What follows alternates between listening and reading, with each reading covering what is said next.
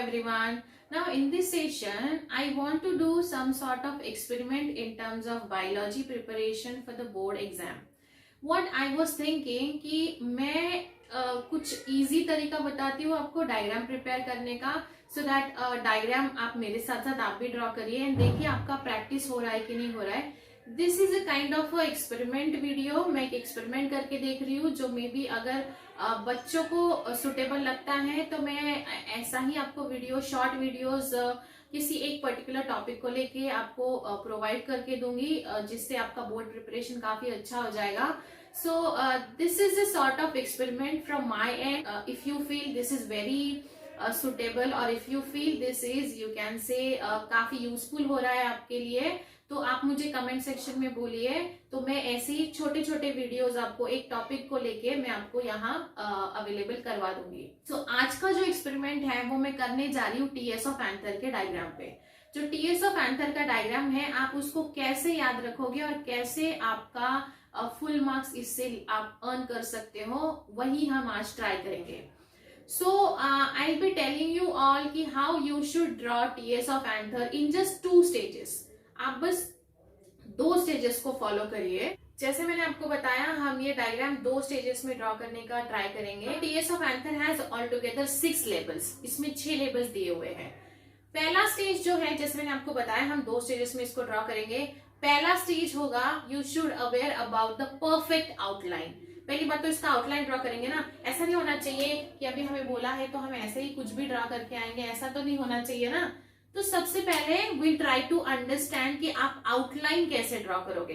And once you draw the outline आपका diagram अपने आप प्रॉपर शेप में आ जाएगा.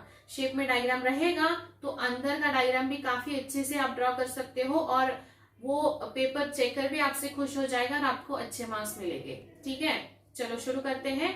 First will try to draw the outline. मैं आपको सजेस्ट करूंगी कि आप मेरे साथ साथ आप भी ड्रॉ कर लीजिए. आपके नोटबुक में ड्रॉ करके देखिए, सो दैट देखिए आप इसके साथ प्रैक्टिस कर पा रहे हो कि नहीं कर पा रहे हो. अल्टीमेटली व्हाट आई वांट कि अगर ये डायग्राम आता है तो आपके 100% मार्क्स आए, मतलब कोई भी मार्क्स लूज नहीं होना चाहिए, because this is a very easy topic. तो हम शुरू करते हैं. मेरे साथ साथ आप भी ड्रॉ कर सकते हो, राइट. सो चलो शुरू करते हैं. नाउ सी, सबसे पहले हमें ये समझना है कि यहाँ कुछ तो ऐसा बल्जी पार्ट है. फिर उसके बाद आप देख सकते हो यहाँ आपको एक ऐसा राउंड स्ट्रक्चर लेके जाना है, बस उसको थोड़ा सा फ्लैटन कर देना है. फिर उसके बाद आप सेम वही चीज आप यहाँ ड्रॉ कर सकते हो. लाइक ऐसा ही आपको इधर साइड ड्रॉ करना है. ठीक है, तो लग रहा है ना कि 2 ओवल स्ट्रक्चर्स है जो हमने 2 साइड ड्रॉ कर दिए हैं. फिर उसके बाद आपको करना ये है, वापस हम नीचे जाएंगे, वापस वही स्ट्रक्चर को ड्रॉ करते हुए ऊपर आएंगे. तो हमने क्या किया, 2 ओवल स्ट्रक्चर्स है उसको हमने ड्रॉ किया. सेम यहाँ जो ड्रॉ करोगे वो भी इधर ही ड्रॉ करना है. तो ये हो गया आपका आउटलाइन. ठीक है, अभी आउटलाइन ड्रॉ करने के बाद आपको क्या करना है, सबसे पहले हम लेबल्स को अंडरस्टैंड करेंगे कहाँ है. तो दूसरा स्टेज जो होगा ये है इसके लेयर्स को अंडरस्टैंड करना. टोटल 6 लेबल्स है हमारे पास. सो विल फाइंड आउट कितने लेयर्स होंगे और उसके अलावा क्या लेबल्स आप यहाँ दे सकते हो. सो दूसरा जो स्टेज है, पहला आउटलाइन आपने कर लिया. Outline should be very good, अच्छा होना चाहिए. अभी लेयर्स के बारे में हमको, लेयर्स जब हम समझेंगे तो विल ट्राई टू अंडरस्टैंड उसका मीनिंग और उसको हम ब्रेक करके पढ़ेंगे. पहला लेयर होगा इपिडर्मिस. ठीक है, तो पहला first layer would be epidermis. Epidermis, EP मतलब टू आउटसाइड, आउटसाइड वाला लेयर होता है इपिडर्मिस. सो आउटसाइड मतलब हम बाहर तो नहीं ड्रॉ करेंगे, अभी हमें अंदर की तरफ डायग्राम ड्रॉ करना है. तो अंदर की तरफ जब हम ड्रॉ करेंगे तो हम यहाँ अंदर की तरफ आउटर लेयर शो करेंगे. ठीक है, ओके. चलो मेरे साथ साथ आप भी ड्रॉ करिए. पूरे आउटलाइन को हमें इपिडर्मल सेल्स ड्रॉ करनी है. तो यहाँ से हम शुरू करेंगे. हम इपिडर्मल सेल्स ड्रॉ करने का यहाँ से शुरुआत करेंगे. आप भी आपके नोटबुक में, आप भी आपके जो आप ड्रॉ कर रहे हो उसमें ड्रॉ करने की कोशिश करिए. ये जो सेल्स है you all have to draw it flatten cells. Flatten cells दिखाइए. एंड ये आपको, ये ऐसी ही सेल्स आपको पूरे आउटलाइन पे शो करनी है. आपने इसको फिनिश कर लिया. आउटलाइन मतलब टू आउटसाइड, आउटसाइड का जो रहेगा that should be the layer. अभी आउटसाइड का लेयर का फंक्शन क्या हो सकता है, that should be protective in nature, वो आपको याद रखना है. और उसके साथ साथ इसकी सेल्स हमारी फ्लैटेंड सेल से ये बना हुआ है। एपिडर्मिस के बाद वाला जो लेयर है वो हमें देखना है कि देखो छह लेबल्स आपको यहाँ याद रखने हैं, एक लेबल हम ऑलरेडी दे चुके हैं, ठीक है। अभी दूसरा लेबल जो हमें देना है, ईपी के बाद हम देंगे एंडोथेसियम। ऑलवेज रिमेम्बर, एंडो मतलब टू इन मतलब क्या, एपिडर्मिस के अंदर रहेगा, ठीक है। सो दूसरा लेबल हम करेंगे एंडोथेसियम, ठीक है। सो एंडोथेसियम मतलब यहाँ एपिडर्मिस के नेक्स्ट होना चाहिए। चलो एंडोथेसियम ड्रॉ करते हैं। It is also called as sub epidermal layer, ठीक है। तो एंडोथेसियम ड्रॉ करते हैं।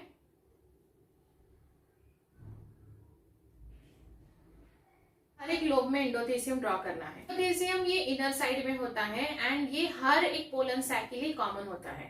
तो मैं अभी पोलन सैक ड्रॉ कर रही हूँ यहाँ। अभी एंडोथेसियम होने के बाद तुरंत पोलन सैक्स को ड्रॉ कर लेना। तो देखिए मैं यहाँ पोलन सैक्स ड्रॉ कर रही हूँ। 4 पोलन सैक्स हमने ड्रॉ कर लिए। अभी पोलन सैक्स एंड एंडोथेसियम के बीच वाला जो एरिया रहेगा, यहाँ हमें कुछ लेयर्स और ड्रॉ करने हैं जिनको मिडल लेयर्स बोला जाएगा। मिडल लेयर्स मतलब क्या, पोलन सैक और ये असेंबली के बीच वाला जो लेयर प्रेजेंट होगा which is technically called as middle layers, ठीक है। तो यहाँ मिडल लेयर्स मतलब याद रखना बहुत इजी है। 2 लेबल्स हमारे हो गए, तीसरा मिडल लेयर्स को कर लेते हैं, ठीक है। तो मेरे साथ साथ आप भी मिडल लेयर ड्रॉ करिए। ओके चलो आपने मिडल लेयर ड्रॉ कर लिया, मतलब हमारे 3 लेबल्स यहाँ कंप्लीट होते हैं, बचे हुए 3 हैं, we have to find out. चौथा लेबल मैं आपको बता देती हूँ, ये हमारा पोलन सैक है, ठीक है। तो इसको मैं लेबल कर रही हूँ यहाँ पोलन सैक। तो ऐसा ही असेंबली आपको हर एक में ड्रॉ करना है, बहुत इजी। हम यहाँ ड्रॉ करेंगे टैपेटम। अभी ऑलवेज रिमेम्बर टैपेटम जो है ना वो पोलन सैक के अंदर होता है। तो मेरे साथ साथ आप भी ड्रॉ करिए। यहाँ ये टैपेटम है। Tapetum because it is situated inside the pollen sac, so ये डेवलपिंग पोलन ग्रेन्स जो रहेंगे उनको नरिशमेंट करेगा और उनके फॉर्मेशन में हेल्प करेगा। तो हमने टैपेटम भी ड्रॉ कर लिया, उसका फंक्शन भी समझ लिया। नाउ अभी पोलन ग्रेन, ये सब हम क्यों कर रहे हैं, development of pollen grain only. Pollen grain मतलब यहाँ अंदर डेवलप होंगे, लेकिन पोलन ग्रेन के पहले there would be sporogenous tissue, वो आगे मियोसिस करके एक एक पोलन ग्रेन को डेवलप करेगा। सो आपको याद रखना है, यहाँ जो आप सेल्स ड्रॉ करोगे उसको हम लेबल करेंगे स्पोरोजिनस टिश्यू। उसके बाद और एक लेबल जो बुक के अकॉर्डिंग बचता है अभी आपका, वो है कनेक्टिव टिश्यू। कनेक्टिव टिश्यू यहाँ ड्रॉ कर लीजिए आप, this is the connective tissue. देखिए बहुत इजी है। सबसे बाहर का लेयर होगा एपिडर्मिस, फिर उसके next to epidermis would be endothecium, next to endothecium would be middle layers. अभी मिडल लेयर के बाद वहां का जो सेल का एग्रीगेशन है वो खत्म होता है, वहां पोलन सैक होना जरूरी है। तो देखो ये पोलन सैक्स थे, these are the pollen sac है, this is also pollen sac, this is also pollen sac. So ये पोलन सैक है। इसके अंदर जो है ना वो है टैपेटम। तो आप देख सकते हो ये 4th लेयर है टैपेटम, जो कि न्यूट्रिटिव इन नेचर रहेगा। टैपेटम के अंदर would be sporogenous tissue, sporogenous tissue है, और उसके साथ साथ ये कनेक्टिव टिश्यू है। ये कनेक्टिव टिश्यू भी ये स्टेराइल होता है। Connective tissue again give nourishment to the surrounding cells, nourishment provide करता है।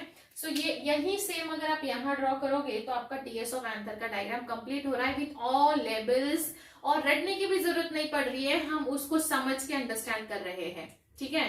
सो this is how it is, this is how you should draw in 2 stages. पहले तो हमने आउटलाइन ड्रॉ किया, फिर उसके बाद हमने लेयर्स को समझा। If you feel this kind of explanation, short explanation अगर आपके लिए यूजफुल हो रहा है, तो हम लोग ऐसे ही कुछ इंपॉर्टेंट टॉपिक्स पे फोकस करेंगे। बट अगर आपको ऐसा लग रहा है कि आपको जरूरत नहीं है, तो ये वैसे भी मैंने एक एक्सपेरिमेंटल लेवल पे ये वीडियो आपके साथ में शेयर कर रही हूँ। Yes, just let me know your suggestions on this experiment video. See you in next session. Thank you.